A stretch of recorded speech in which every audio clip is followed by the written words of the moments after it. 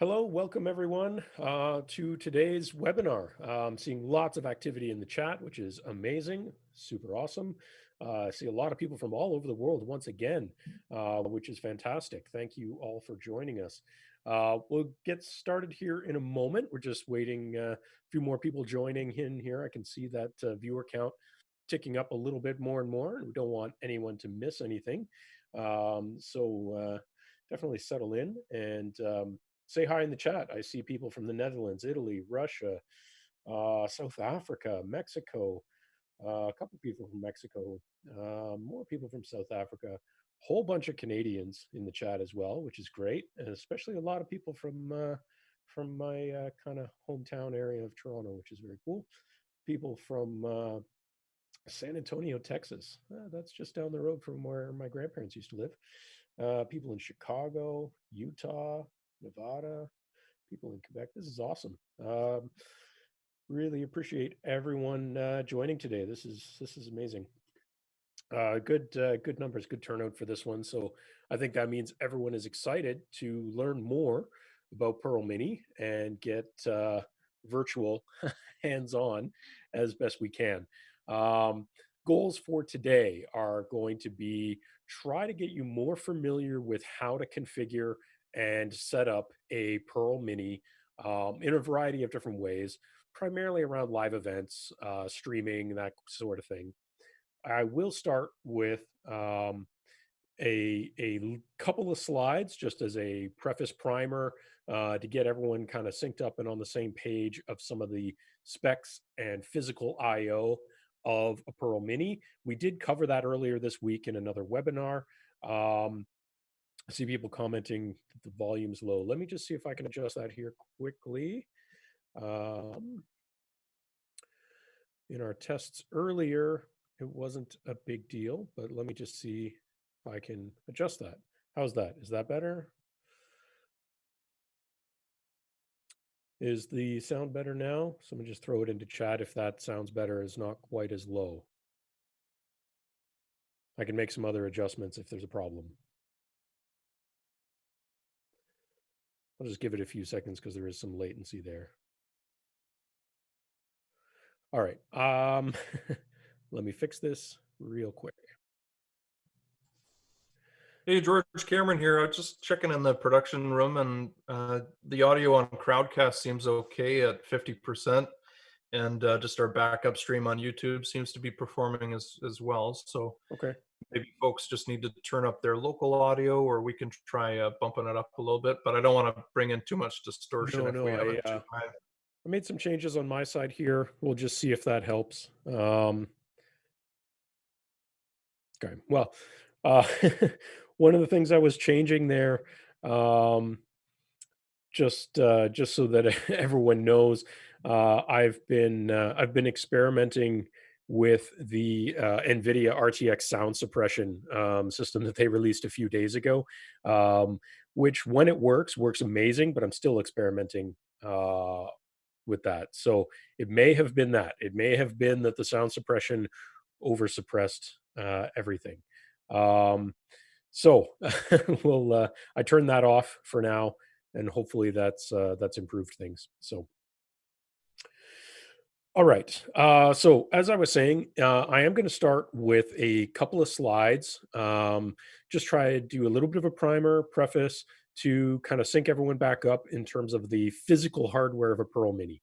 The reason I'm doing that in slides is because I don't have a Pearl Mini physically in front of me to show you on camera. So I will definitely be kind of doing that virtually as well in slides. We'll talk a little bit about that. And then the primary purpose of today's webinar is to dive more virtually hands-on in terms of settings and configuration with a Pearl Mini for maybe a live event style of setup and some of the tricks and tips and things along those lines. So definitely throw in any questions that you have into chat or mostly into the Q&A panel. I see a couple of people already asked some questions there. Bruno and Michael both asked a couple of questions there.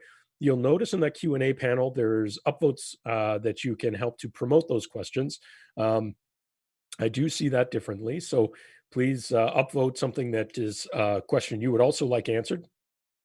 Hopefully try and keep the duplicates to a minimum by using that upvote system. The other thing is we do have a poll that went up. The poll is asking, what sort of sector are you in? This is really important for us, partially because we've seen pearls used in so many different ways that we're always curious to see, uh, who's using the Pearl Mini and how they might be using it. Believe it or not, this information is actually extremely valuable for us to determine how we might move forward with future development of not only updates to the Pearl, but future products. So we're not just asking this for fun. We're not just asking this for trying to steal some information or anything like that. This literally does help us get customer interaction to help drive our development goals. So please weigh in on that poll. Really helps us a lot, and also allows you guys, the viewers, to see the mix of people that are here on today's webinar. Um, all right. So I do see some more questions coming. Curtis threw one in there. We will definitely be looking at that one, Curtis. That's a big one. Um, so I'm going to take another sip of coffee, and then we will look at some of these slides. All right. So Pearl Mini is designed to be a small as possible, but extremely powerful live event workhorse, as the slide title suggests. The idea here is to provide something that's minimal footprint, super easy to use, super easy to configure, but pack as much professional level features as we can into that small little box. So the main things here is it's designed to be, physically small enough to be considered portable. It, has a bunch of stuff there. It's also designed to be durable. So the main shell is aluminum. And then on the back side, we have all of our IO. On the front side, we have a 7-inch touchscreen, which we can do some basic confidence monitoring, switching control, start stop control, and some configuration loading, some network settings, things like that. On the front, we also have things like the SD card slot, which is needed for recording storage on the Pearl Mini. It's also a headphone jack, some LEDs to show streaming and recording status, and things like that. When we break this down, Pearl Mini is capable of capturing and streaming and recording in up to full HD 1080p or 1920 by 1200 if you're a 1610 person. It has multiple video inputs, 2 HDMI, 1 SDI. Optionally, you could also use the 2 USB ports for other video or audio inputs like webcams. Analog audio input wise, there's the 2 XLR TRS combo jacks. There's one 3.5 millimeter microphone jack, one set of stereo RCA line in jacks, and we can also bring in other video signals like RTSP over the network. So that could be an IP camera. Things that Pearl Mini does not have that its bigger brother does is NDI support currently and chroma keying. So if you're someone who really needs features like NDI streams over the network or chroma keying in a studio environment, the bigger brother Pearl 2 is going to be a better fit. And there's a few other additional options as it's a much more powerful device. So that's just one thing off the top. Storage wise, as I mentioned, the Pearl Mini does use a removable SD card for recording media to store all those recordings you do make. If you're only streaming, you don't need to insert an SD card, but if you ever want to record, you do need to insert one. On the back, in terms of the IO, and again, this is just a primer before we get into the actual settings, just to give you guys a visual reference when I start talking about these things in the UI. Video input wise, again, we have those 2 HDMI, 1 SDI. These are all capable of full HD, 1080p or 1920 by 1200. The SDI is 3G SDI. There's also an HDMI output port, and this is assignable between either displaying our program feed or maybe more like a loop through of one of the input ports to go out. Or we could also use it for a local console and configure the full administrator UI with a monitor and a keyboard mouse connected to USB. That would give you the administrator UI locally, and it'll look exactly the way I'm going to show you it remotely through a web browser.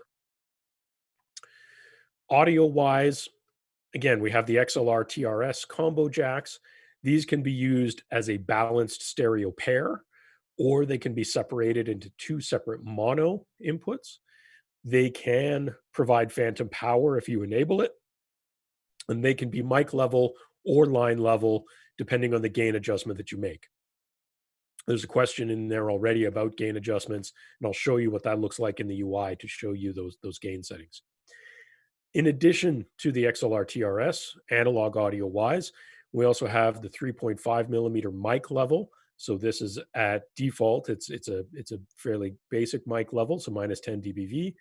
There's also the stereo RCA, is more consumer line level as opposed to pro line level. So those could be used in addition or instead of. And then on top of that, we also can support embedded audio on HDMI and SDI. So there's a ton of different audio options here with how you might bring these signals into the Pearl Mini. From there, I am going to step away from my slides and we're going to look at the actual UI, as that is really the main purpose of what we're trying to do today. So I'm just going to change my share and hopefully that comes back up successfully for that crop, Cameron. All right. I will zoom in my browser a little bit here so that we can see things a little nicer for you guys. This is the main administrator web UI of the Pearl Mini. I am accessing this one remotely from my home. It's actually sitting in our demo studio in our offices. But of course, I'm not physically there. As you can see, I'm in my underground rebel bunker. And so I don't actually have that Pearl in front of me. But this is one of the features that I could highlight first. It's possible to remotely connect to a Pearl and remotely manage it and control it. It's what Cameron, my producer, is doing in the background to get the stream into Crowdcast for you guys right now. And it's what I'm doing to connect to a different Pearl that I can use as my demonstration device. We do that through AV Studio, which is a system that Epiphan has, avstudio.com. When you own a Pearl, you can pair that Pearl to AV Studio. It shows up in your devices list, and you can remotely log into them. It creates a secure tunnel from the cloud, from the AV Studio cloud system to the Pearl directly so that you can log into it and control it. So this can be a super powerful and great tool, especially right now, given the current conditions where some people aren't physically where they need to be to kind of control these pieces.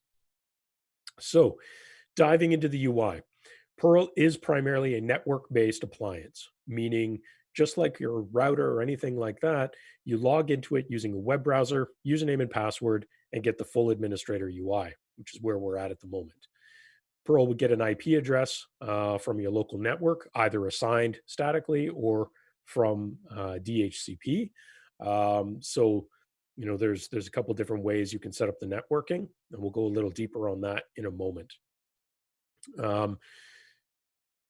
Basically, the main configuration pages are all down the left-hand side. And Cameron, some people in chat are asking, actually just see a full screen of the UI at the moment and take my camera out if we can do that. Hopefully that gives you a better view.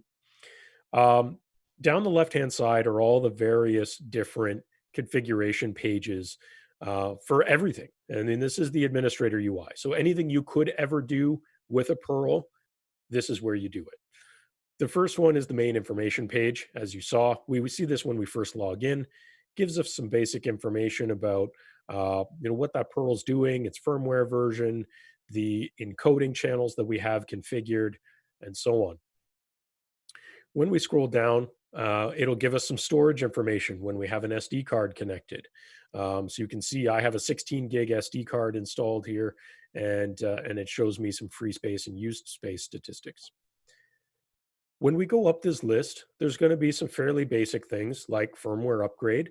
This is where we would check for updates. maybe load a file if the unit's offline and we can't do an online check. We can do those updates here. Very simple and straightforward. In the maintenance menu, we would have more detail in terms of you know some of the, as the name suggests, maintenance things, including whether or not it can use the AV Studio system like I am right now, or disabling that entirely. You might have a security protocol in place on your enterprise network that won't allow that. You could turn it off. Um, you can also create configuration presets here. These can be extremely powerful to essentially create different profiles for the Pearl, including all kinds of different settings uh, that you can transition between. This also lets you back up your configuration, downloaded that config as a file in case you ever need to restore it. So there's a bunch of different pieces here that could be super handy for maybe transitioning from one use case to another use case, pre-creating what that would look like and just loading it as you need it.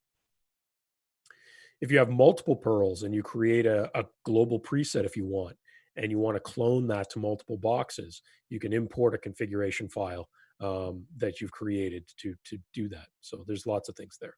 Of course, there's standard things here that you might expect and hopefully never need, but full factory reset, totally wipe and reset the box, and some software options for rebooting and so on. Media is another one. This just shows different images that we've uploaded. This is essentially our central media library, to show any images that we've uploaded to the Pearl that we would use as part of our production. So that will, pretty straightforward there. You can load the files here, or you can do them when you're building layouts. So that's all that menu is for. It is possible to control a Pearl Mini over serial RS-232. You do require an RS-232 USB adapter to do this. If you're planning on doing this, reach out to us and we will send you the model that we support and recommend. It is limited on the number of chipsets we can support for those adapters. So if you're planning on doing this, reach out to us and we'll make sure you get the right one. But essentially, the serial port setup just tells you the specs it needs with very minimal settings to change for flow control, and that's pretty much it. Most people are moving away from serial RS-232 and are starting to use obviously network-based HTTP APIs, or using the Crestron pre-built module that Crestron built for the Pearls. That's also an option, and that's all done over the network, so we don't have to worry about this. The next setting here is about the touch screen. So the touch screen here, this is the front touch screen that's built into the Pearl. This just allows us to do some basic settings. We could turn it off entirely. We can kind of choose what's allowed, what's not allowed, lock it out with a pin code, those kind of things. And this can help to maybe narrow down if we're handing this box off to an operator and that operator shouldn't be able to mess with network settings, for example. We can turn that ability off. So there's a few things here that you can fine tune for what's allowed or not allowed on the front touch screen. So that can be handy as well. And again, from a live event perspective, you may not want someone to be able to do anything but see the preview. So you could lock down all the other pieces. This webinar is primarily focused around configuring it for a live event. So, we'll definitely get to that. But some of these settings are very important to consider. One of the next ones that might be really important to consider is security. Pearl has 3 accounts built into it: administrator, operator, and viewer. You can log in using these usernames, and you can set passwords for each of them. They have different access level of control.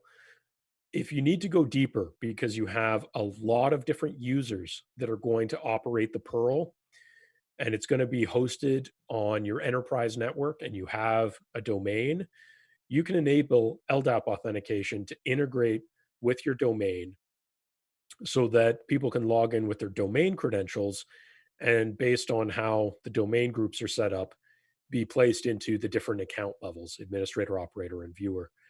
So for a larger enterprise with a lot of mixed use, multi-user environments, the LDAP integration can be an extremely powerful tool that you might want to consider looking at.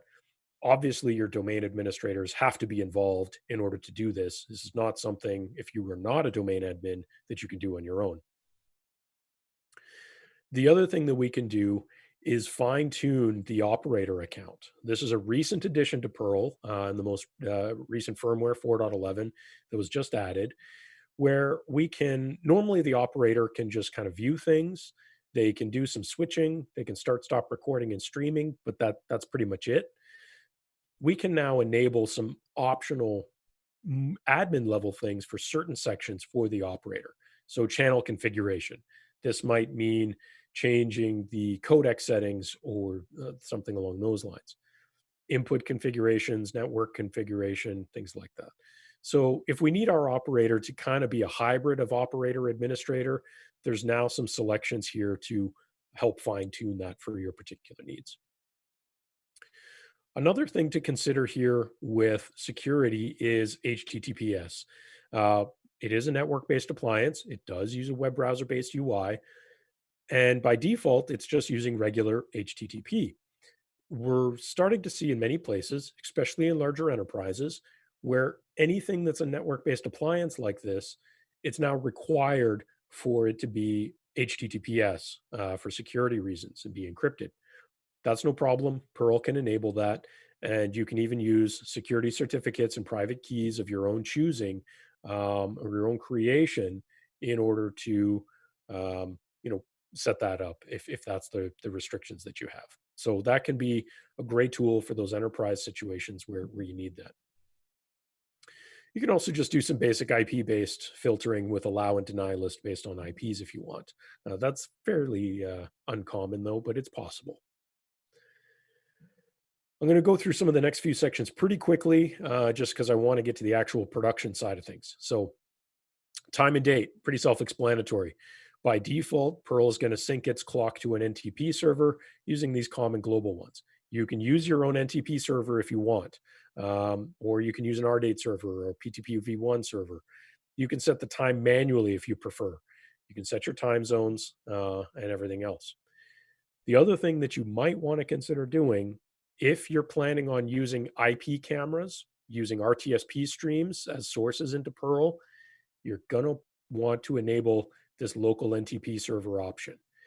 And we'll come back to why that is in a moment. But you'll want to enable this. Essentially, Perl becomes an NTP server passing through the information it's syncing for other devices. So that's something you'll probably want to turn on if you're using RTSP based IP cameras.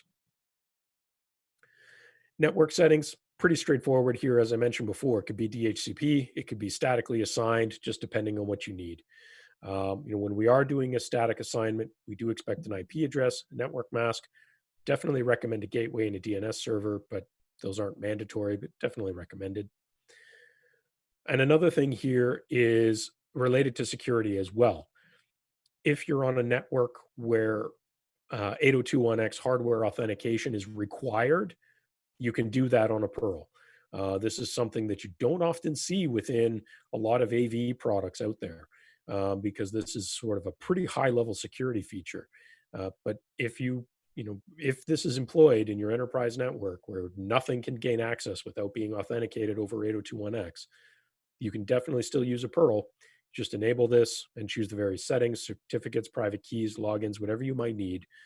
You can do that.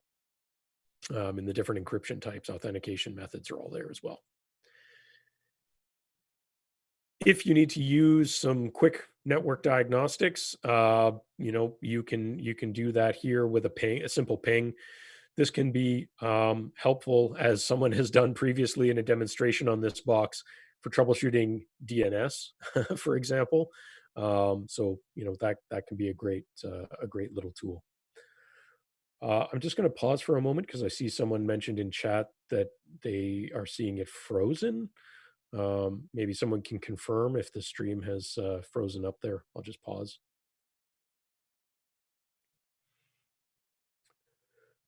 And see what happens. If someone can confirm in chat if the stream is frozen for them or not, I'm just going to pause until we get that confirmation. Hey George, I'm just looking at Crowdcast in the RTMP studio, and it looks like the feed is still okay. Okay. Our YouTube backup feed is still performing Okay. He has well it back. also. All right. I will continue. I see people confirming now. Thanks. There's a small latency from when I asked that to when you guys respond. So that looks perfect. Thanks, guys. All right. So um, one of the next sections here can be useful for doing a lot of streaming over your local area network. So this is not out to the internet. This is just local area network, and that is a UPnP configuration. So UPnP, for those who don't know, Universal Plug and Play. This is often used with local media servers for streaming content from maybe a media server you have in your network to display it on your smart TV or other media player, set top box, that kind of thing. Pearl can do that as well. So you could share a live stream using the UPnP protocol, which makes it very easy for auto discovery to play it back on a smart TV or a set top box. So that's an option there. And that's, you could also do it with recorded files if you want. You enable this, you give Pearl a server name, and that's pretty much all you really need. The next one, because it's probably going to come up in the questions here, um, is external USB storage. So, actually, just before I do that, I'm going to go in here and make sure this is turned off again. Um, there we go. All right, back to external USB storage. So, external USB storage. To answer the inevitable question that comes up every time I do a demo on this, no, Pearl does not record directly to external USB storage. It records to that SD card that you install. The primary reason for this is reliability, but also for format of those drives. Pearl can only support a limited range of formats of those drives. So, in order to make sure that we streamline the process, don't end up with technical hiccups, and increase reliability, we don't have the option to record to external USB. The reliability point of this is if you plugged in a very slow or just not good USB drive and it can't keep up with the write speeds that Pearl needs to record, it's going to fall down. You're going to lose your recordings, and that's not a great situation. I have seen that happen many times on other recording products that do allow this. And so it's one of the reasons, there's several others, but that's one of the reasons we don't allow it. The SD card, if you follow our recommendations of using a class 10 or a U3 class card and you format it on the Pearl, you're not going to have a problem. So, what we can do with external USB is move files from that SD card to external USB. And there's a few different ways we can do that. We can set it up so that it's a move copy on insertion, meaning you walk up, you plug in a USB drive, and Pearl dumps all the files that have recently recorded over to that drive. The other way is you plug in that USB drive and nothing happens, and you go into your list of recordings, select which ones you want to move copy, and manually do it. The third, and by far the most common choice, is to use the external USB drive in conjunction with our automatic file upload rules. And we're going to get to that in a second. That is by far the most common choice for this setting. I'm just going to take another sip of coffee. Hold on one moment. Some of the other webinars I've done, I've tried to power through without taking a drink. It's a terrible idea. Don't do that. So I'm going to pause every now and then and take a drink. Speaking of the SD card, when you have one connected, Pearl will automatically detect it and mount it. But if it's not formatted properly, it'll ask you to do so. There's a settings page here to do a format. Just like larger hard drives, as I'm sure everyone's been familiar with for the past decade or so, quick format is recommended unless you specifically need to fix a technical problem with the drive, in which case you might need a full format. But if it's a brand new card, you just need to quickly do it, just use a quick format. One of the next pages, this one applies primarily to people who need to integrate with content management systems and the ones we support, Kaltura and Panopto. I saw in the poll data there was a fair number of people coming from the education market. This could definitely apply to you, and we can directly integrate with Kaltura or with Panopto, and essentially, um, Pearl becomes a registered resource uh, for those platforms, which means it can be automated in terms of scheduling, pulls down the schedule, sends the assets back. It can do ad hoc recordings by using user authentication of the content management system, even from the touchscreen, send the asset back to that user's folder, and so on. So if you are someone who uses or is considering using a larger content management system, you're usually also a customer shopping for multiple pearls. We do support Kaltura and Panopto directly, and this can be an extremely powerful piece for recording as well as live streaming if you're in the market for that. This usually doesn't apply to the live event guys, but definitely enterprise and education are big areas here. We do have a ton of different material on our website as well as on our YouTube channel about setting those up and exactly how you use that. So if you want more detail on content management systems, Kaltura and Panopto, I encourage you to go check those out. We've even done webinars on it in the past as well. So go check that out as well. The next one here is AV Studio. So again, I'm using this Pearl through AV Studio. I pair it to my account. I can log into it remotely and so on. Pretty straightforward.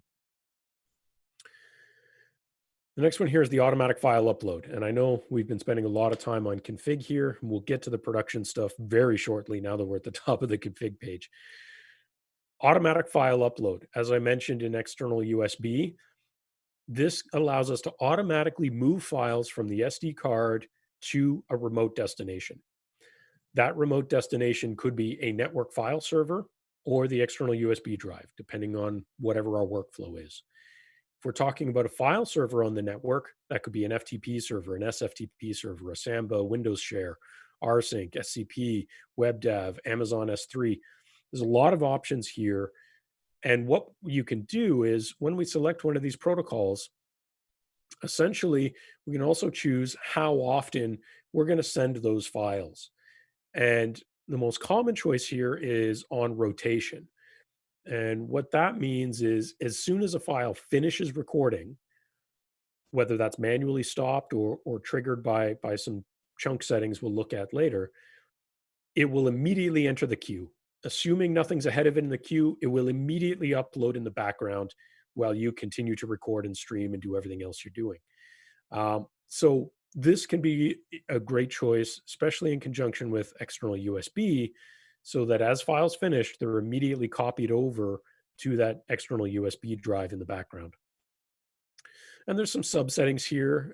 If you want to remove them from the Perl storage after it's been transferred, or just mark them as having been transferred, creating subfolders if this is a drive that gets used, for lots of different things. There's subfolder options and so on. So this can be, a great tool here.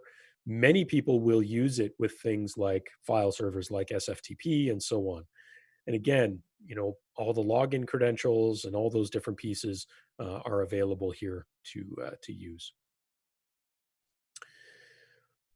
All right, we're getting more into the actual kind of production side of things here. The events page here would really only apply if you're using those CMS integrations, so don't worry about that for now. The HDMI output port. This can be a big one because this can be flexible. As I mentioned during the slides, we can assign what this output port does. It can be our local console, which means you get this full administrator UI to a monitor and use a mouse and keyboard plugged into USB directly on the Pearl. You don't have to then do it over the network. You can do it locally if you want. That can be great. You'll notice there's shortcuts for changing layouts and things like that. It can be very handy. You'll also notice that we can assign one of our channels. A channel is an encoder. So those of you who haven't been to some of the previous webinars where I've repeated this 1,000 times, A channel is an encoder. The terminology that we use is a little different from your more traditional broadcast mixer switchers, where a channel is an input. A channel is an output, an encoded output. So when I choose here the HDMI source as channel one, this means my encoded output, my program mix, whatever I'm doing, is going to be sent over that HDMI output. Any mixing and switching I'm doing will be reflected there. Um, so this can be handy to maybe a display in a breakout room or in the same room, or maybe it's going to be a larger confidence monitor for my on-camera talent, in which case I can even enable mirroring so that they can understand their left and rights a little bit better. That there's some handy things here. I can enable audio if I'm sending it maybe to a TV or another display next door, so they can hear that audio as well. Alternatively, I could also assign a video input directly. So that could be just my camera by itself. Maybe I'm doing that to split it to, again, another display, or maybe I'm doing it because I'm passing it along to a different device. We see that quite a bit, just depends on what your workflow and your needs are. But you can assign this to be, whatever it is that you need from it. And again, you can enable audio, you can show those things, you can play with the mirroring and the flipping. It just depends on what you want to assign to it. After that, we're going to start talking about inputs. So again, coming back to it, we talk about channels as an output. Inputs are inputs. So you can see here we have a list of all the different video and audio inputs. So if we look at our first one, the HDMI input, when I click on that, luckily it's a digital input. There's not a lot to configure here, but there are some basic things. It'll show me status in terms of the resolution of what I have plugged in. It'll even give me a little snapshot preview of what's coming in. If it's an interlace signal, which will be mentioned here in the status, I can enable deinterlacing in order to improve that image quality. Generally speaking, streaming and encoding an interlace signal is not great for image quality. So if you are stuck using older interlace devices, I would definitely recommend enabling deinterlacing. Another setting here you can use is enabling a no signal picture. And there's a number of different pictures you can upload to the device for JPEG or PNG images. You can set those as no signal pictures instead of using the basic, boring, black and gray no signal picture that you might get on one of the other inputs like this. This can help you brand it and just fine tune it for your particular needs. In case something were to happen and you lose an input signal, you could have a better placeholder than, I mean, this is very literal and it's great, but it's not branded, it's not dressy. So you might want to change that. And you can do that. In fact, each input could have a different no signal picture. So there could be a lot of flexibility there. SDI, just like HDMI, going to be pretty similar. It's digital. There's not really anything to change here. It's going to give you a readout. There's a no signal picture. That's pretty much it. When we look at audio, and here's where we'll probably start looking at some of the different questions. Um, so I see Bruno's question there about two different audio. That's really more of a channel configuration and encoding configuration. So we're going to talk about that one in a little bit. Curtis's question about what's the gain range for XLR inputs and can they be switched to line level? Yes. So the baseline is actually line level.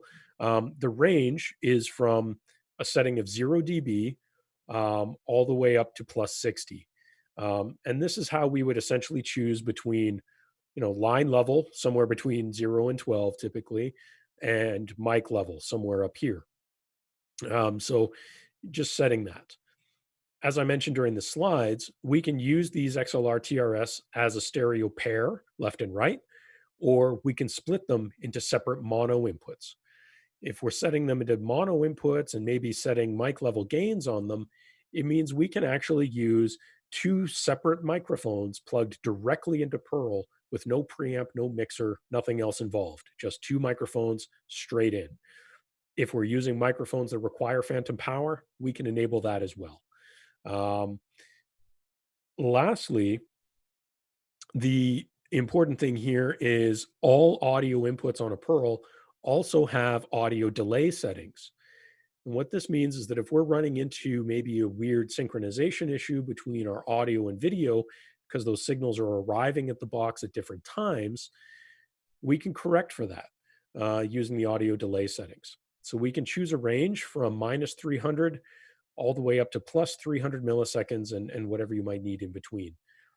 It's not uncommon um, to even with embedded HDMI audio coming from a camera to need, depending on the camera, to need a minor adjustment here. Some cameras are great at it, others are not so great. Kind of depends. But you might find that even with a nice camera, like our we use oftentimes in our studio a Canon C100, that camera sometimes we set about a 90 millisecond delay just to sync things back up, even over embedded HDMI. So it depends, and how noticeable it is depends on your workflow, but those settings are there. If you're using multiple inputs, each one has its own delay setting um, that can be set separately.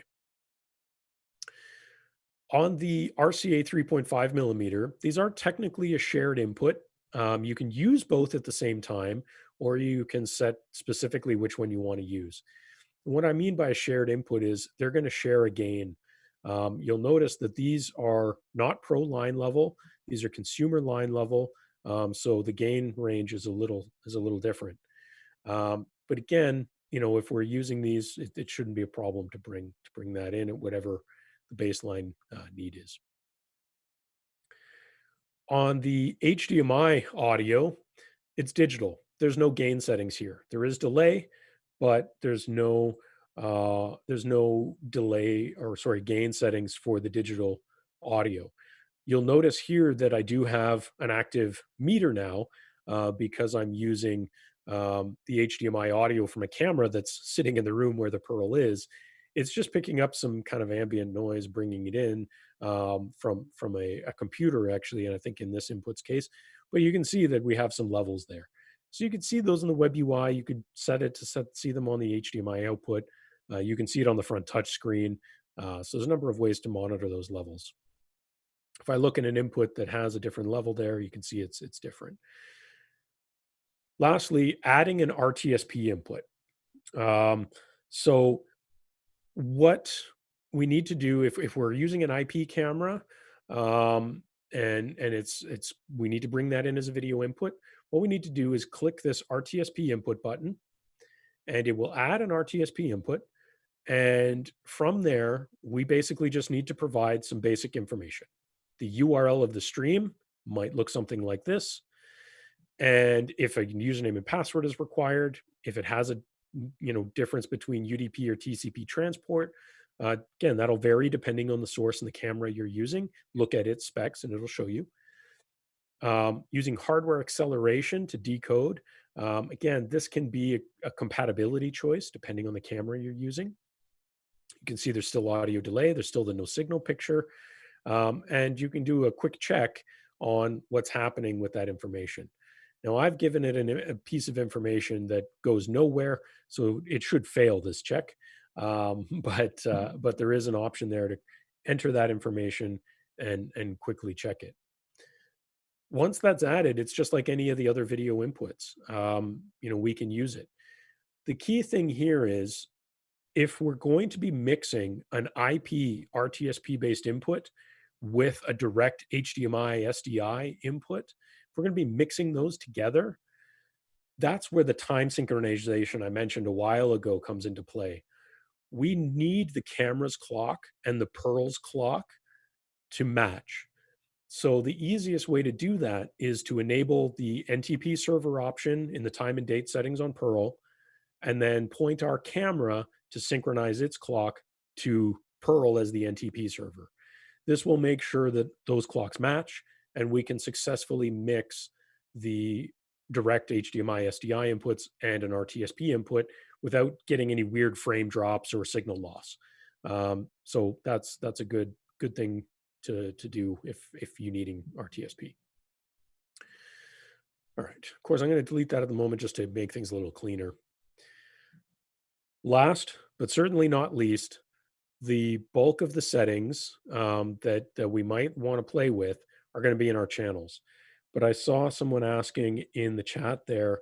Oh, I see a lot of questions here. I'm going to have to have to come back to some of these.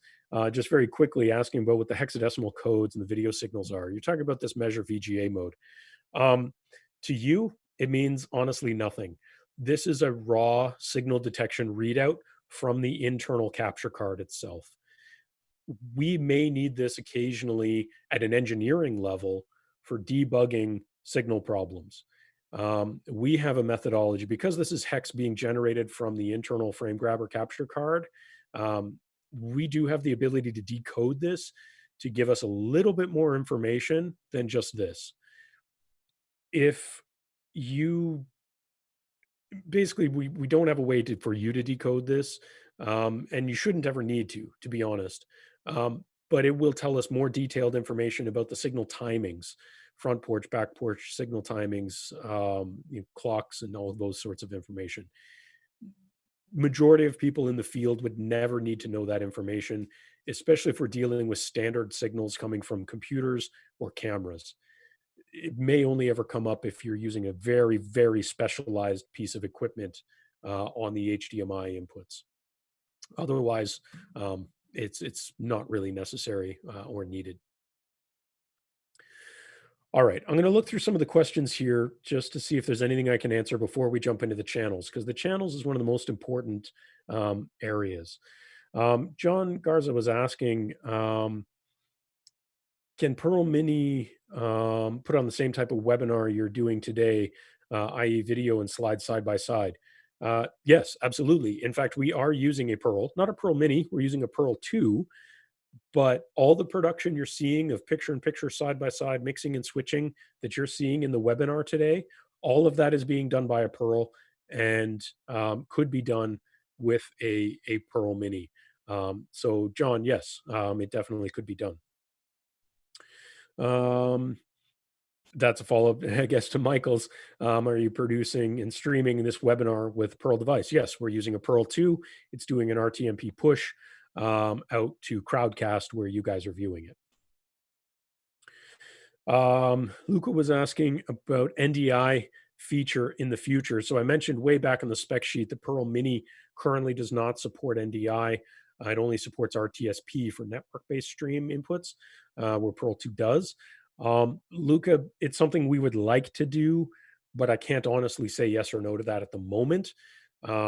Currently, the NDI SDK and performance on the Pearl Mini was not acceptable to what we wanted.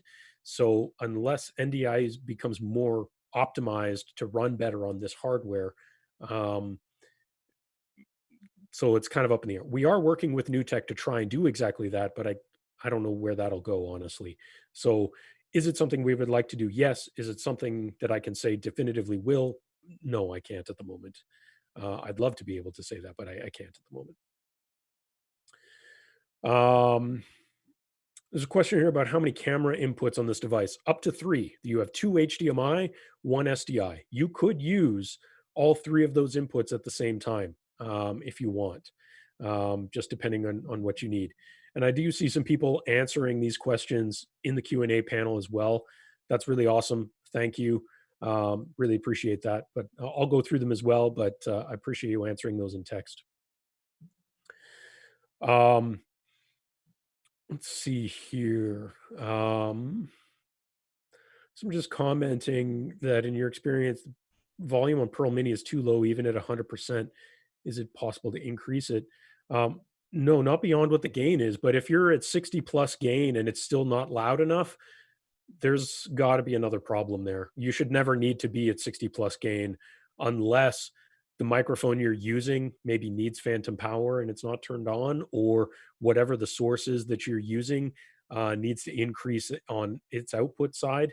But honestly, you should never really need to hit 60 plus in terms of the gain settings unless there's something else at play there. So it's really going to depend on your setup. But no, we can't increase the headroom beyond that 60 plus for the XLR TRS. Again, the digital inputs don't have a gain setting. That's controlled by the source. Pearl assumes that the source is providing a high enough output. Um, so, again, if it's digital, increase the source output. Um, Mike Bell is asking, who do we contact for the Pearl Crestron module? Um, So Crestron built the module. So technically them, you get it from them. If there's a support issue, it's their module. We can answer some basic stuff around it, but not we don't support it technically because we didn't make it. So Mike, if you're having technical issues, it really would be a Crestron thing. Um, if you need a Crestron programmer to customize it, that would be an independent Crestron programmer integrator that would need to help customize it for you, or I guess learn it yourself. I don't even know how to do that myself, to be honest. Um, Mike saying, is there a demo also of the Crestron module we can see? Not that I can show you today. We do have some video content, I believe, on our YouTube channel that does address that. It was produced a while ago, but you can definitely check that out. I don't have a way of showing that today, unfortunately. I don't even have a Crestron set up in my demo studio to even semi show that. But what it does allow you to do, start, stop streaming and recording, and switch between layouts. You can customize it beyond that, but in its base configuration, it's start, stop, and switching. Let's see. Okay, so some of these I will get to because they relate to channels and encoding more. But there is a question here about, is there a limit to the SD card size? Andrew Hughes asking that. Um, no, not really. We've tested with up to 512 gig. We haven't done a lot of qualification on 1 terabyte cards, but there's no reason they shouldn't work. We've qualified and tested up to 512 gig, but we haven't tested in house larger than that. There's no reason electrically and specification wise a terabyte card wouldn't work, but 512 is what we normally recommend as the normal large size. And honestly, a 512 gig card is going to last you days of recording. So you may not need larger than that. Running, yeah, that one's um, Glenn saying, Peter saying, did your producer build that look on the fly? And I believe that was the little picture in picture. And yes, Cameron did build that on the fly. I saw it in my confidence monitor. Yes, he built that on the fly. And I will touch on that more when we talk about how we build layouts. Um, this one, I already kind of answered this. Miro is asking, how many video inputs are there? 2 HDMI, 1 SDI. You can optionally use the 2 USB. You can optionally add RTSP inputs. Total of whatever combination, HDMI, SDI, USB, RTSP, total combination of inputs recommended is 3.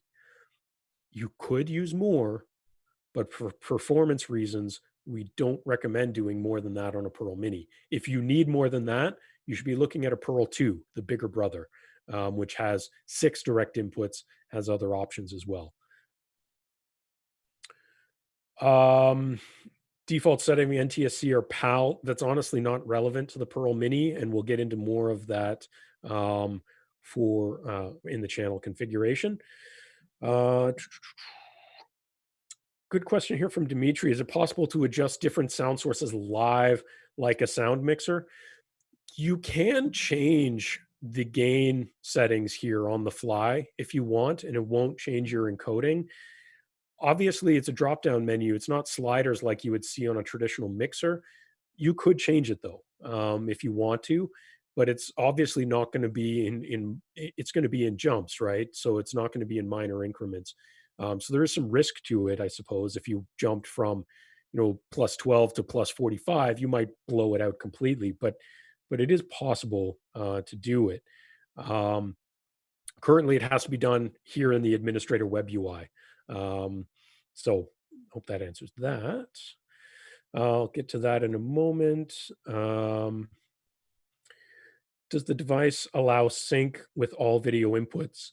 Um, I mean, technically, Andrew, they are synced when we arrive them. Like we, as soon as they arrive at the Pearl, they that is considered where Pearl syncs them. So if they're out of sync before they arrive at the Pearl, we can't resync them. But assuming they arrive at Pearl without any issues, they will remain that way. Um, Michael was asking, can you do more than one RTSP input? Does Pearl 2 support more than that? You can actually add multiple RTSP inputs. Um, and like many things on Pearl, which we'll kind of touch on when we start talking about channels again, we don't actually limit you from doing really silly things like adding many, many RTSP inputs.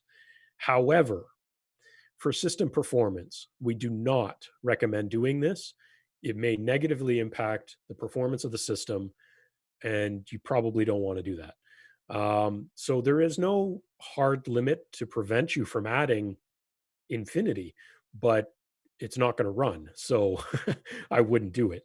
Um, we recommend on a Pearl Mini to use a single RTSP input if you are also using direct HDMI or SDI inputs as well. If you're only using RTSP inputs, and I do know of customers that are doing that, they're not using any of the other video input options on a Pearl Mini. They're only using IP cameras. Then our recommendation on a Pearl Mini is 2. Can Pearl 2 support more? Yes. Yes, it can. It's a more powerful device. It's more than twice the device. So, yes, it can definitely do more, including obviously NDI options. So, I hope that answers that, Michael. Um, Ahmed asking, is it possible to use IP cameras 5 megapixel RTSP? Yeah, there's no limitation there. We don't limit the bit rate that you can bring in. The only requirements is that it's RTSP, that it's H.264 encoded from the camera. Those are really the only two requirements, and ideally also supports NTP time synchronization, as I mentioned earlier, so that we can make sure the clocks between Pearl and the camera are synced. All right. The rest of these really apply to once we get into the channels. So we're going to get there right now. Channels. Channels on a Pearl are our encoded outputs. This is where we record. This is where we stream. This is where we mix and switch. You see that I have 2 different channels here.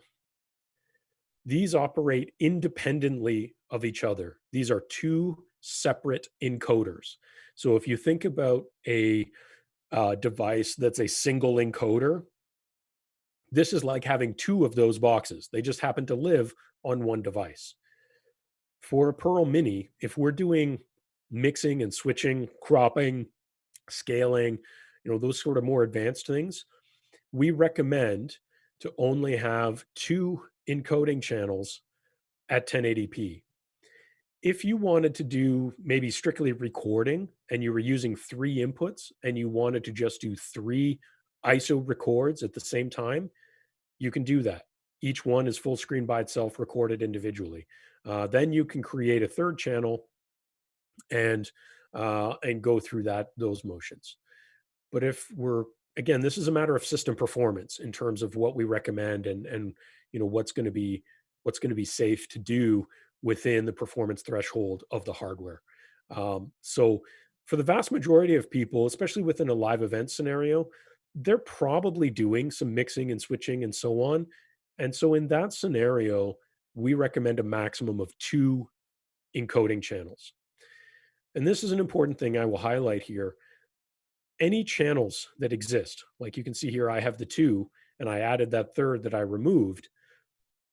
Any channel you create, any channel that exists is encoding, whether you are actively recording or actively streaming from it or not, it's encoding. It's an encoder, which means it's adding system load to the box. If you don't need a channel, delete it. You can't put it more simply than that. Only have channels that you are going to actively use. Delete anything else because it's unnecessarily loading up the box and that could hurt your performance. So, again, in a scenario like you'll see when I start playing with these channels, where you might have one that's a program mix and switch, and the other one might be an ISO record, don't add other unnecessary channels if you don't need them because it's going to negatively hurt the performance. Within each individual channel, again, they operate independent of each other. You'll notice there's several different configuration pages.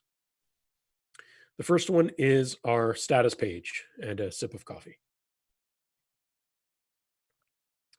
On the status page, you will see some basic information on things like uptime. You will see some URLs to connect directly to the streams that Pearl has. This can be done over the local area network. For example, this RTSP stream, much like an IP camera, you could open this in a media player like VLC. You could ingest it into an NVR if you're using a network video recorder and treat it like an IP camera, which is extremely popular for people who use Perl within security environments. You could open an MPEG TS stream in a variety of devices or media players. You could even click on um, this this preview one here, um, and it's going to load a media player, an HTML5 player embedded into a web page. This is hosted and running directly from the Perl, so you can access this over your local area network. So a number of people access this. These are unicast, meaning that each individual connection, each individual viewer is making their own connection to the Perl. Um, but you can host multiple people at the same time, provided the network connection has enough bandwidth. So we can get some status here. Quick information. It's great. I'm going to then start from the bottom. I'm going to start at the top and then go to the bottom. The next one is recording. Whatever we're doing within this specific channel, and just for fun, I'm going to name this channel, which is something you can do. Um, and I'm just going to name it program because it's going to be my program mix and switch channel. I can name these channels as you just saw just by clicking on it, giving it a name, hitting enter. That channel name can play a role in my file naming convention or not, but it also just helped me organize things. But on the recording tab, I can start stop recording of this channel. I can see files that have been previously created.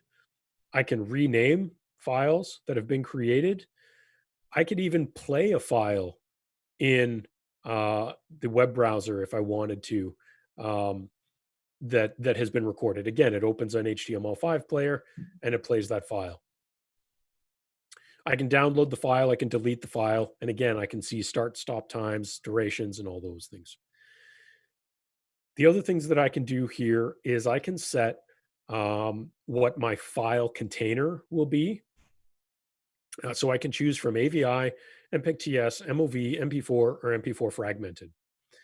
So depending on what my workflow is after the fact for post-production or who I'm going to give the files to is really going to make the decision on which of these I choose. Obviously, there's no point in me choosing AVI if I'm going to be handing these files off to Mac users because it's not natively supported. MP4 is obviously more universal. MP4 fragmented is a fault-tolerant version of MP4. So if I was worried about losing power in the middle of my recording, in order to make sure I don't lose any data, I might use MP4 fragmented. However, MP4 fragmented isn't as well supported in some editing software. So I might use MOV. So there's a variety of reasons to choose one or the other, depending on what your individual workflow is. The default is MP4. That's the most universal. It's a pretty safe bet. You'll see that we can also choose that these files are going to participate in that automatic file upload system we talked about earlier. So it'll upload in the background. We can share them over UPnP, as we talked about earlier. And there's a function of the touch screen called the single touch control, where if I have multiple recordings and multiple stream destinations configured, I can start and stop them all with one button. I can choose that this one is participating in that system. I can set a custom file name prefix if I want. There's all kinds of things I can do here. The other thing I can do most importantly is set triggers based on time and file size. Now, these will, file size at least, will vary depending on the size of SD card that I install. But basically, the idea here is these operate on whichever comes first. And if one of these triggers is hit, Perl will finish that file and immediately start a new file with no gap in between. The advantage here is that if I want chunks of 1 hour, I can set that. And as soon as it hits 1 hour, it will trigger that. And I get a chunk of 1 hour of recording and it'll start another one. This can help to upload them more frequently, just make them more manageable in some cases. So there's a number of reasons we might use these. I could also set the time to unlimited and base it on file size alone.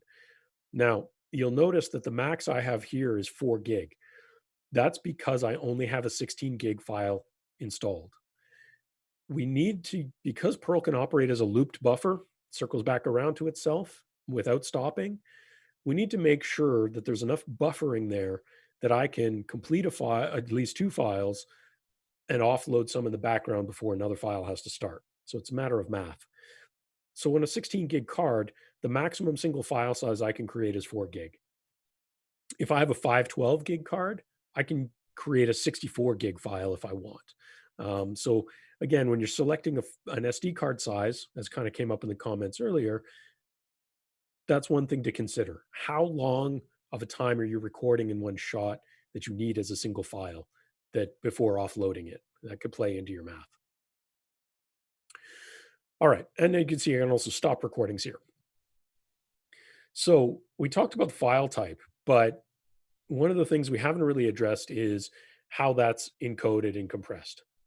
We do that on our encoding page. What we set here is our codec parameters. So Perl is a hardware H.264 encoder. The codec it's based around. That's what it uses for streaming and recording. So you see here, I have that codec. There's some compatibility options here for the H.264 codec between whether it's hardware H.264 or software, basically X264, or the profiles for that. This is common H.264 stuff. So if you're familiar with that, this should feel pretty comfortable. By default, we have it set up to use the current signal resolution as frame size. This means that if you plug in a video source, we automatically detect it, we match it 1 to 1, and that's what we use. However, if we're going to do mixing and switching, we need to uncheck this and set a fixed frame size. And there's a bunch of options here to choose from um, in terms of resolutions. Um, you can set a customized one as well. As long as the total pixel value isn't exceeding what the device can do. Um, you can choose something a little more custom. Um, these are examples. They're not a fixed limitation. But many people might want to stream in 720, even though their inputs are 1080. We could scale down to that, no problem.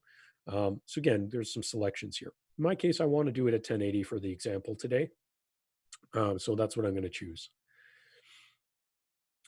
I can then set a keyframe interval. So this is how often we insert a full frame, where normally any H.264 or any compressed codec, most frames are interpolated and there's only occasional insertion of full frames. This is how often. Most streaming platforms use a 2-second keyframe interval. So that's what I'm going to set. But again, depending on what you're doing, if you're strictly recording and you're going for an ultra high quality recording, you might do something as low as a half second or even keyframes only, which I wouldn't recommend either, but you could do. If you're streaming, again, usually it's somewhere around the 2-second range. I've seen streaming platforms that take 5 seconds for keyframe settings. Those platforms will give you the recommendations you should be using. 2 seconds, again, is the most common, so that's what I'm going to choose. The frame rate limit. And this comes back to a question that Curtis was asking about fractional frame rates. So Perl supports fractional frame rates on the inputs. However, Perl does not support fractional frame rates in the encode.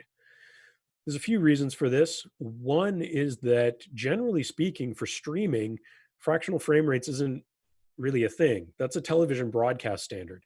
Generally speaking, in the streaming world, things are based around whole frame rates like 30, 60, etc. So that's the way Pearl is set up.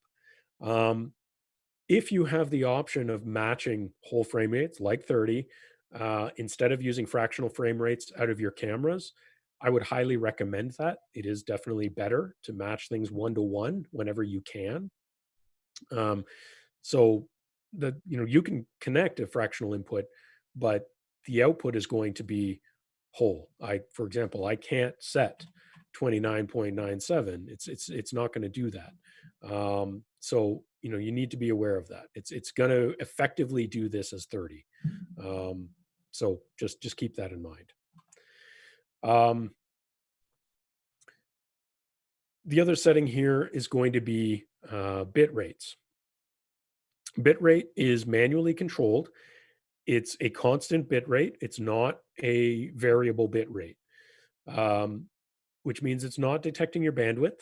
It's not going to vary the bit rate based on that bandwidth. You need to set this based on what you know you can do. Um, so I normally, at the settings I have been playing with, 1080p, 2-second keyframe, 30 FPS, I'm going to pretend for argument's sake that I'm streaming to YouTube. I would set a bit rate of about 5,000 kilobit per second. So that translates very roughly to 5 megabit per second. This is generally what YouTube requests and recommends for these kind of settings, and many other platforms do as well. But again, if I wanted to, the maximum bit rate I could set on a Pearl is 50 megabit. So if for some reason I need to do a recording that is basically above Blu-ray quality, I could do that. Um, but again, you're probably not going to be streaming that. But that's the maximum value you can set is 50 megabit. I'm going to set it to five. The next section is audio. So here we would choose whether we're streaming audio or not, and what the codec option would be, whether it's stereo or mono, and the bit rate. Codec wise, we can do it compressed with AAC or MP3, or we could do it raw PCM. Again, if we're strictly recording, maybe we're doing an extremely high bit rate record of our video. We also want really good audio quality. We might use raw PCM at 48K. If we're going to be live streaming it, we're definitely going to be using AAC or MP3. Again, the choice is a matter of what's going to fit with your workflow, the platform you're using, and so on. The majority these days are looking for AAC at 44 kilohertz, stereo, and then again on those compressed options, we have bitrate options, anything from 64K up to 320K. The majority of streaming platforms today are looking for 128K, so Facebook, YouTube, and so on. So I'm going to set 128K for my uses. And that's it. That's the codec settings. These codec settings in this channel that I've called program, this dictates what I'm going to be live streaming and recording here. It's both because this encoder is recording and streaming at the same time in there. Streaming wise, I basically need to create an RTMP push to send it to my CDN if that's what my workflow is. So you can see from previous demos, I could create one. I'm going to delete these and just do it from scratch for you, just for fun. But basically what I would do here is create a new stream, select RTMP push, and I can name it as you saw earlier. I might call it YouTube. I might call it Facebook. I might call it, name it based on the destination. Except I actually need to press enter. And then I give it my configuration. So YouTube would obviously have the YouTube URL, and I might give it a stream key. That's all I would need for YouTube. I can apply these settings. And then when I want to start this push, I would hit start. Now, one of the questions in here was, can it stream live to multiple platforms at the same time? Ricky was asking that. Yes, all I have to do is if those platforms I'm using all support the same codec settings. So coming back to what I just set, where I set 1080 at 5 megabit, for example, if that works for YouTube, I know that. If I'm also going to stream to Vimeo and it supports the same codec settings, then I can do that as well. Or maybe it's multiple YouTube channels. All I have to do is create a new RTMP push instance, give it a different credential. Again, like other things, there's no real limit to how many of these I can create, provided I have enough bandwidth to support it. I can just keep creating them. So yes, you can absolutely stream to multiple destinations at the same time. And there's two different ways of doing this. One is obviously here where I'm sharing the same encoded stream. I just create these multiple instances, no problem. If I need to re-encode it at a different level, then there's another way to do that as well. And I'll touch on that when we kind of look at our second channel. Um, the other stream types that I can create here, just going to collapse these, is I can also create multicasting if I want. So if I need to use multicast on a local area network, I can also create an RTP UDP push. I would give it a multicast address on my local area network. There's obviously, for anyone familiar with multicast, there's a limited range of multicast addresses. Your switch needs to be configured for it. But once that's done, you can send it to there. The switch is then responsible for redistribution within the local network. This can be a great tool for digital signage, for um, IPTV style media player boxes. There's a bunch of different things you might use this for. But Pearl can do that at the same time it's doing RTMP push, at the same time it's doing unicast connections. Again, as long as the network can support it, we can do that. One of the questions I saw in here was, can it work with Collective as a CDN? I personally haven't looked at Collective in a long time. I'm not going to lie. Uh, if Collective supports RTMP or RTMPS ingestion, yes, Pearl will work with it. We can do RTMP and RTMPS, and will work basically any platform that can ingest those. Again, you just need to provide whatever credentials that CDN is providing you. All right. Last and certainly not least is the actual layout designer of this channel. This is where the mixing and switching comes into play. And so there's a number of questions here that we'll want to address with that. So I have a few different layouts that have been set up here in various different demos for customers and just for fun and whatever. By default, there would only be one, and then the rest of these have been created. When we create these, and what I'm actually going to do is I'm going to build one from scratch if there isn't one already from scratch. Uh, yeah, I'll make a new one from scratch. When we create a new layout, as I have here, um, we get a blank canvas. And this operates much like scenes do in software like OBS, Wirecast, vMix, etc. This is my blank canvas. This represents my 1920 by 1080 streamed output.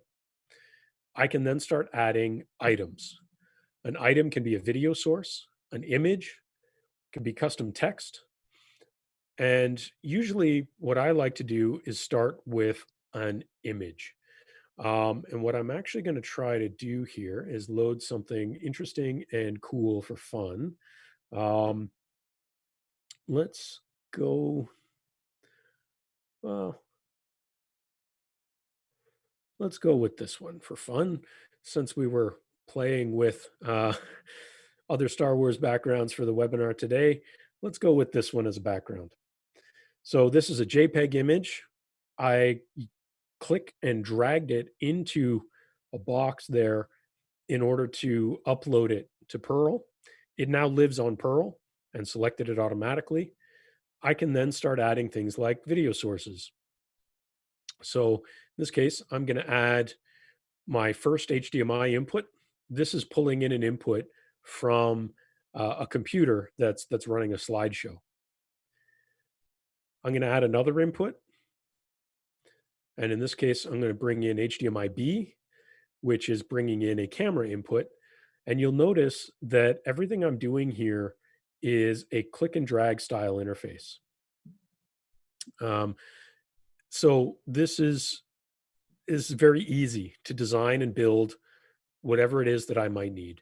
So in this case, if I want to build up a side by side, I want to build up, whatever size and positioning I might want, I could play around with this and choose that. It's very easy, very straightforward. Anybody can learn how to do this and manipulate it since it's just simple click and drag. If I want to manipulate this further, maybe, for example, I don't need this wider camera shot that I have here. I can use the cropping feature that's part of the layout designer. And again, it's a click and drag style interface where maybe I would narrow the frame down as though someone was standing at that desk where normally I would be under normal conditions, standing at that desk doing a presentation. I might narrow that frame. This now gives me the ability, now that it's cropped down, to look at it differently, maybe push it off to the side and expand what my presentation input's doing. So there's a lot of ways that I can play around with this. Um, I can then look at my audio inputs. I can add multiple audio inputs here. And what will happen, and I can sort of answer this one question that Bruno was asking, about multiple audio inputs. If I add multiple audio inputs like this, they would be blended together in this stream, in this particular encoding channel. There's another way of doing multilingual, and we'll touch on that in a second. But I can add one or more audio inputs here that will be blended together for the encoding of this channel. They will become a single audio track, so they wouldn't be selectable by the viewer. In this case, they're blended together as a single audio track. But to give you an example of some of the things that you can do in some of these layouts is, if we look at this one, for example, this was done as a demonstration for a customer a little while ago. You see, again, I have a side by side layout here, but there is something a little different with this one. The background image is actually not a background image. It's actually my top layer in this case, because it's a PNG image that has transparency cutouts. And what this allows you to do, if you want to play with PNGs and transparencies, is that I could stretch that as my top layer, and then I could even oversize, some of these things if I wanted to, and the transparency is going to cover it and frame it in. So this gives us different options on how we might leverage cropping, if you will, so that the result is a little different. Um, Layering on a Pearl is very easy. It's just dragging and dropping the logical layers here to choose what's on top. So it's very easy to make that determination. So again, you can play around with this and really kind of choose whatever sort of creative angles you want to fine tune where you want it to be, where what you want the content to look like, how you're going to leverage it. Um, so this could be a great tool as well. Obviously, another layout I can do is skip all that stuff and just do a full screen. If I just want straight up one-to-one switching between inputs, I can just create layouts that are just full screen by themselves, nothing else involved, no problem. But dressing it up and creating all these different variations of different things to create frames, to create different things, um, can be useful. I can use the custom text tool to do something like this, where I have an overlay here of text that I can move around. I can enter custom text to things. I can play around with a few different font options here. I can change the font size, depending on what it is I need out of it. I can play with text colors. I can play with the background color of that text box if I want. There's a bunch of different things that I can choose to play around with this. Again, I can dress this up. I can adjust the padding if I want a larger background and smaller text. So this is something that you can play around with. depending on what it is that you realistically need from that. There are some short codes here if you're looking to add essentially just the channel name or just a date and timestamp or something like that. All those short codes can be put in there so that you can see, um, you know, certain information a little more interestingly. So that's all built into the layout designer. That's all something that you can do within the Perl. Um, and someone was asking about text, and I'm trying to find where that question was. Um, let's see. I will address this one question here just to clear it out here. Is it being recorded and will be later? Yes, all of our webinars are being posted to our YouTube channel once they're completed. Um, will our individual channel configurations able to be exported so we can delete them and not use resources but quickly recall them for other sessions? Yes, that's where the configuration presets as part of the maintenance menu come into play. You can create as many different presets as you want, and they can have different channel configurations. You can load those when you need that particular config. So that's how you would accomplish that. There it is. Can I enter text in or video ads? So you can do the text, as you can see here. We currently don't have the ability to insert clips as playback. It's something we'd like to do in the future. We don't currently have that as an option. Um, you could use one of the video inputs to ingest a video source that's playing back video and switch to a layout that's playing that. But there's no native support for that ad insertion clip playback on the Perl itself. Although we hope to someday be able to add that. Craig was also asking, when switching sources, are they all cuts or can you dissolve? So you'll notice here, Craig, that setting the active um, layout is just a radio button, and it is just cutting between them. We don't currently have any transition options. Again, that's a feature we would like to add in the future. We do have a lot of people that ask about a fade or a dissolve, and that's something we might look to add. We would probably not go so far as to add some of the excessive transitions that no one actually ends up using anyways, like star wipe and things like that. But yeah, a simple dissolve or fade is something that we would like to add in the future. But for today, it is just a simple cut. However, I will say the cut is very clean. There's no frame tearing, there's nothing like that. It's a very clean cut. So it is honestly what 90% of people use anyways. So it should be fine. Um, Dennis was asking in here, can the Perl encode decode HEVC H.265? No, no, it cannot. Unfortunately, the Pearl Mini especially is the hardware that it uses can only do H.264. It cannot do H.265. What are the allowable characters for file name prefixes? Was asked earlier when we were looking at recorded files. No special characters. It's just alphanumeric. So it does not support special characters. Let's see. Derek was asking, I have no streaming experience yet. How do I let viewers know the URL to load the event time?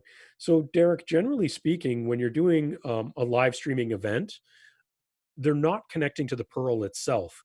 You're going to be using the Pearl to stream to a CDN platform destination that's going to redistribute that stream, just like we're doing through Crowdcast for you guys right now. So that might be YouTube, it might be Facebook, it might be Crowdcast, it might be Vimeo, it might be Twitch, might be whatever. Um, the URL you would give them is the watch page from that platform. They wouldn't need to be involved with what the Pearl is doing other than just viewing the content on the platform. Um, Nadeem was asking, what are the recording time limits? I hope I already addressed that earlier. Um, Technically, there is no time limit, but there is an ultimate file size limit, maximum of 64 gig, and however long it takes to fill that, which will be based on your encoding settings, if you're using a larger SD card. Um, So the maximum single file size is 64 gig no matter what, and however much time it takes to fill that based on your encoding. Let's see.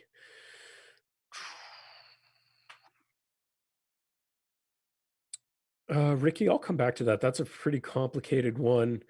Um, Eric is asking, can you upload an ambient video loop in the background as a layout? Kind of already addressed that in the sense that we don't support videos as assets at the moment. We only have the images, JPEG and PNG images. Again, we'd like to be able to load or in the future add that as a feature, but we don't currently have that ability. So that's just something to keep in mind. Um, let's see. Okay, Daniel was also asking, well, doing the layout, I won't show the live program on the right. So what I've currently been looking at, Daniel, is the administrator UI. The administrator UI for switching just has this active radio button. It assumes you know what these are doing. If we want to get fancier and have a little more of an active visual role in our switching, we would use Epiphan Live.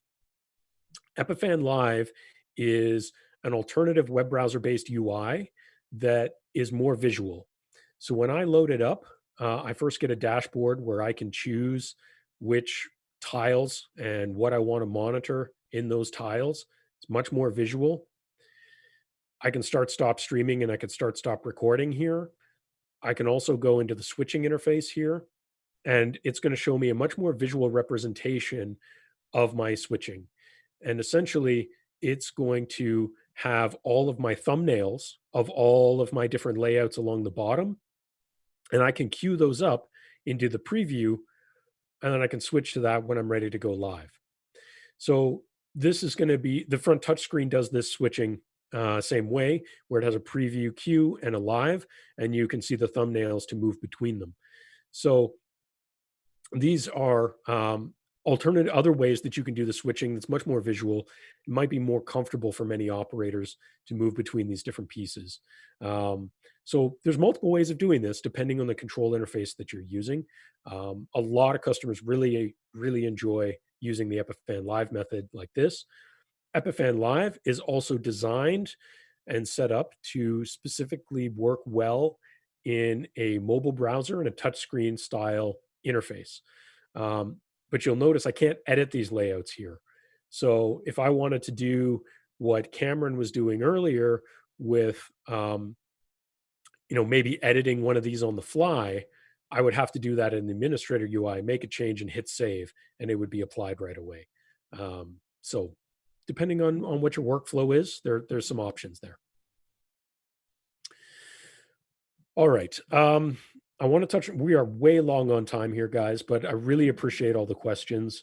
Um, but a couple of these questions do apply to playing with a second channel. So, looking at a second channel, this is independent of the first. It'll have its own set of layouts. It'll have its own set of encoding, its own recording, its own streaming destination. It's like having a second box altogether, just happens to live on one device. The advantage here is that one of the things that I could be doing is for my layout, actually selecting my other channel as my video source.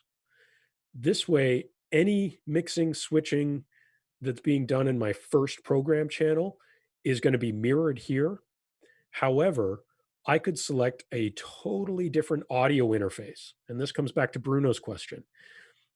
I could have a totally different audio interface here. Maybe it's a different language, maybe it's an interpreter, whatever. And I could be streaming it to a different destination that's going to be carrying that alternative audio programming. So I can have the same video content, different audio content, and a separate stream and a separate record reflecting that. The other thing I could also do is change my encoding. So my first program channel, I did it at 1080. Now that I'm looping it back into this other one, maybe I'm going to scale this down to 720, reduce the bit rate and so on, and stream this to another destination. Same content, re-encoded to another destination just by setting another stream, another record, whatever I need. So That's another way that we can leverage this multi-channel nature. The other way, of course, as this was originally set up, is that I could be doing, let's say, an ISO recording of my camera and set my encoding to be way beyond um, what I would actually live stream. Let's say 25 megabit, just for fun. Set it way beyond that and record that camera shot at a much, much higher bit rate and use that as my master record to edit later if something goes wrong with the stream.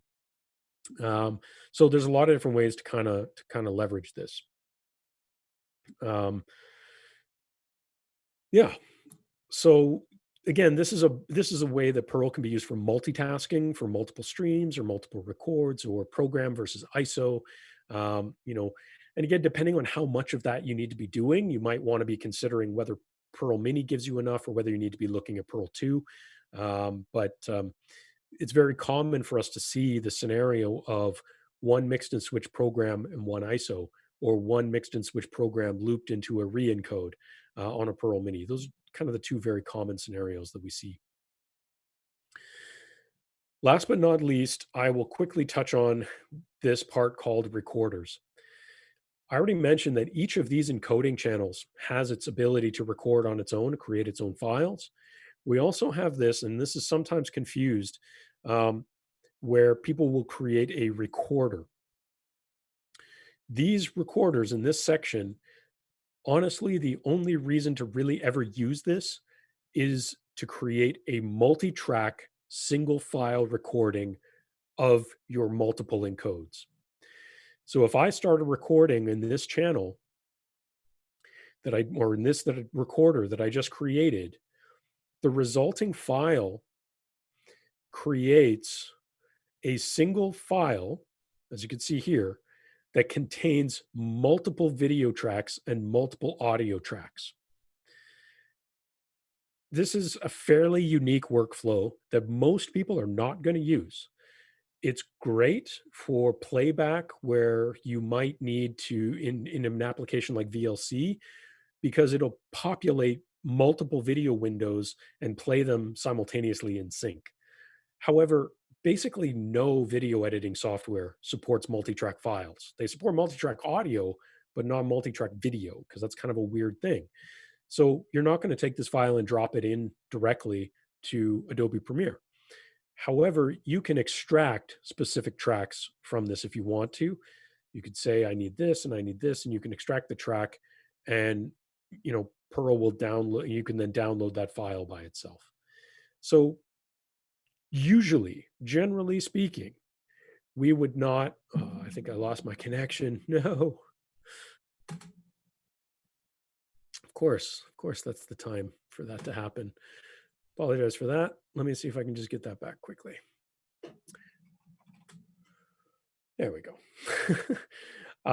Okay, so multi-track. Pretty much the only reason I would use this is if I need to contain these multiple pieces in a single file, start and stop, synchronized, and then I'm willing to split them apart later. The majority of people, the workflow they're looking to is to record in the individual channels themselves. If what you want is recording in the individual channels themselves, there is no reason to create one of these recorders. And just like having excessive channels, I would delete it and just not have it there at all. So just something to keep in mind. Um, let's see. Eric asking, can you set hotkeys to queue different layouts in Epiphan Live? No, you can't. It's visual. It's designed to be used on a touch screen, honestly. So you would just be tapping on the thumbnails.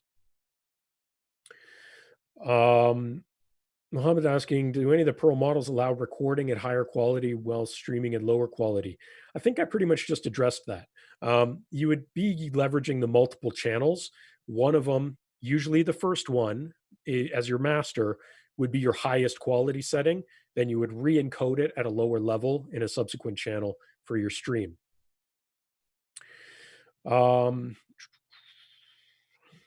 Would there be any delay between the channels, or would they stay in sync? Kristen asked that.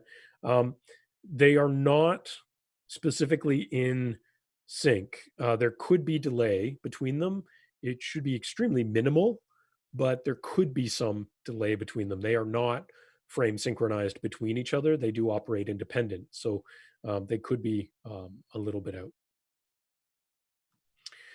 I know a lot of people have to leave because we have been running for almost 2 hours now, so I apologize for that. I'm going to try and get through these questions.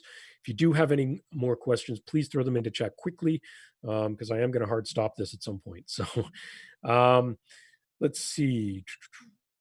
I'll go to Eric's question here about can you please walk through the current setup? How many video sources are you using? What are they? Running Zoom in the back. So there's two different things happening here, Eric.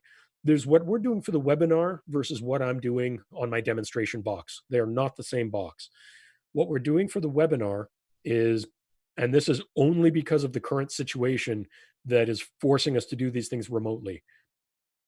Normally, I would be sitting in in the studio where you've seen that camera with nobody there. Normally, I would be standing there on that camera to do this. I can't, so I'm doing this from home. In order to do this from home, it means that I am on a Zoom call with my producer, Cameron, and a dummy participant that is sitting in our studio space that you can see on camera right now.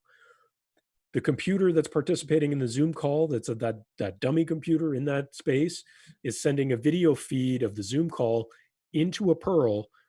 That Pearl is then leveraging some local cameras like this studio shot, as well as leveraging the cropping and mixing and switching abilities of the Pearl to create the program feed that you guys have been seeing. So all the things I've been talking about in the layout designer with cropping, positioning, um, basically we're taking one video input that happens to be a Zoom call, leveraging all of that cropping, mixing, and switching on a Pearl to create what you guys are seeing in Crowdcast. In terms of specifically what inputs I'm using on my demonstration Pearl Mini in the demo studio, I have a computer input on the HDMI A. So Cameron, if we could, yeah, pull that up again. I have a computer input on HDMI A. I have a camera input on HDMI B, and I have a different camera input on SDI as well. So I'm using three inputs, two cameras, one presentation computer running into the Pearl Mini that's sitting in my demonstration studio, which is very empty and alone at the moment. So I hope that answers that question. And yes, the slides I'm doing and the screen share I'm doing of the UI, that's being done through Zoom. And again, cropped through the Pearl and streamed back out. That's not normally under normal conditions. That you can definitely do that, but normally I would be in the studio and strip out the Zoom component completely. I see a question here. Is it possible to use OCS for the control of the interface? Sorry, I'm not sure what you mean by that. Maybe you can clarify. Another one, Ricky saying, I need to be live from two different places. Can I do it? Example, I need to show live from Malaysia and Hong Kong at the same time in a PIP mode. That is difficult in terms of doing that with just streams. What I would recommend to do, Ricky, is actually what we're doing right now and the setup I just described. Get your two people in a Zoom call, WebEx call, Skype call, Google Meet call, don't care what it is, but get them into a video conference call with a third that is then feeding a video feed into an encoder like Pearl, leverage the cropping, mixing, and switching of the Pearl from there. Right now, in the current conditions, that's the easiest way to do this. There are other technologies that can help do this, but it's a little more complicated. And down the road, Pearl will have other options that should allow this as well. In the future, we are adding some additional and some new streaming protocols like SRT. Things like SRT could help you in that scenario, Ricky. Those are coming in a little while. We don't have them yet. They're coming. Let's see. Dimitri saying, I've done adding a USB mic to Mini, but not all USB mics work. Do you have a list? We don't have a detailed list, partly because there's just too many. There's just too many microphones.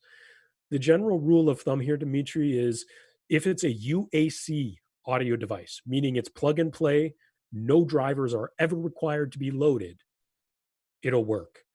If it requires any sort of drivers to be loaded or applications to be loaded, like some of the larger M audio devices, it won't work. But if it's a UAC device, for example, the microphone I'm using today, a Blue Yeti, no problem. It'll work.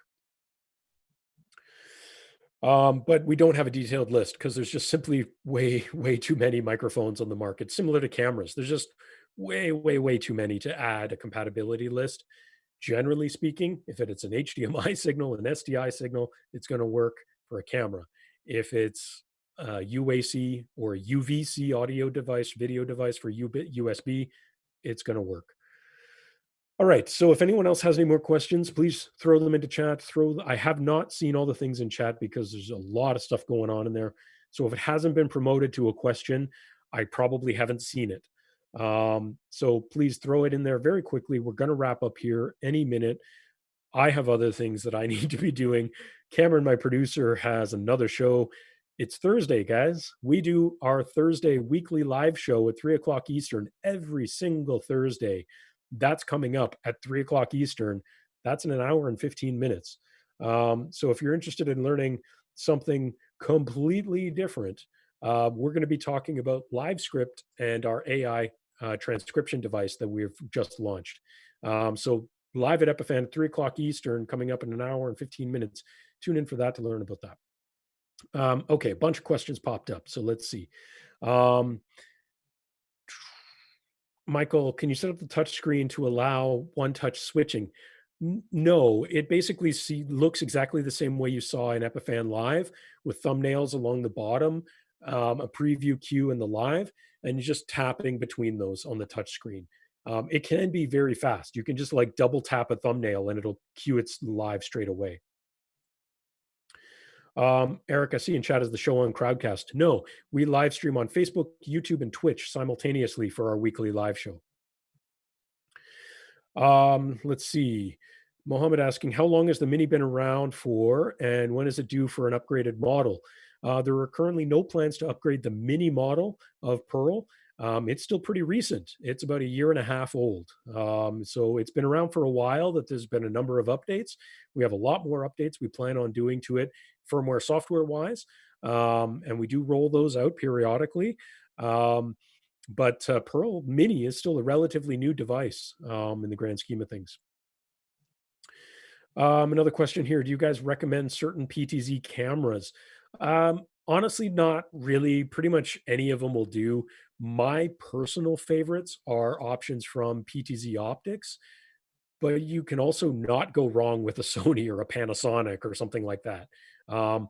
It's really going to depend on your budget. If you're looking for something that's pretty good, very good, and on the less expensive spectrum, I would say PTZ Optics. If you're looking to go with something that has the best image, the best glass, and you have the budget, again, a Sony or Panasonic, you cannot go wrong with that. But it's going to be at a higher price point. So any of those options are going to be great, honestly. Yeah, that's just kind of my 2 cents. All right, I can see people dropping off as well, so I think that's probably a good sign that that it's time to wrap it up. So thank you again, everyone, for joining us. Really appreciate it. We do have more webinars that will be coming out. I don't think they're scheduled yet because we have very a very busy a very busy week next week with some other content. So we may not have any webinars next week, but we do have more planned. We may even repeat these ones. So if you enjoyed this, found it valuable, and you know people that may have value from this, and the VODs we're going to be posting on our YouTube channel are not enough, then we'll probably repeat some of these if you like. Send us some emails, send us some feedback, info@epiphan.com. Obviously, our live show every Thursday. We've been cranking out a ton of content in the global conditions, and we continue to do that. So appreciate that. Mark, I see your question there. Not even going to address that right now. You want an answer to that one, Mark? You have my email. I know who you are. Just send me an email, Mark. We can discuss that another time. Um, thanks, everyone. We will see you next time. Join us at 3 o'clock today for some cool stuff about AI transcription. I'm out.